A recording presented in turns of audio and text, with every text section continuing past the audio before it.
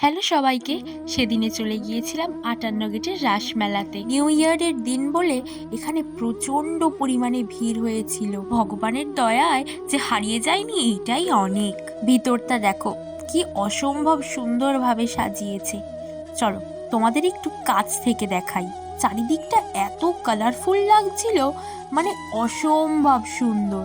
আর এই জিনিসটা দেখো কি সুন্দর, তাই না? লাইটিং এর কারণে চারিদিকটা অসম্ভব সুন্দর লাগছিল। আর রাসমেলা যেহেতু, কৃষ্ণের রাসলীলা তো থাকবেই। আর এইখানে রাধা কৃষ্ণের মূর্তিটা দেখো কি সুন্দর যে লাগছে, বলার মতো নয়। প্রত্যেকটা মূর্তি কি অসাধারণ। মেলা ঘুরতে এসেছি অথচ ফুচকা খাবো না, এটা কি আবার হয়? তাই আমরা দাঁড়িয়ে পড়েছিলাম ফুচকা খেতে। আর ফুচকাটা ছিল একেবারে অসাধারণ, আমার তো এখনো জিভে জল চলে আসছে। চলো এবার বাড়ি যাওয়া যাক। সবার সামনে ভিডিও করতে আমার এত হাসিই লাগছিল যে বলার নয়। যাই হোক, আজকের মতো এইটুকুই।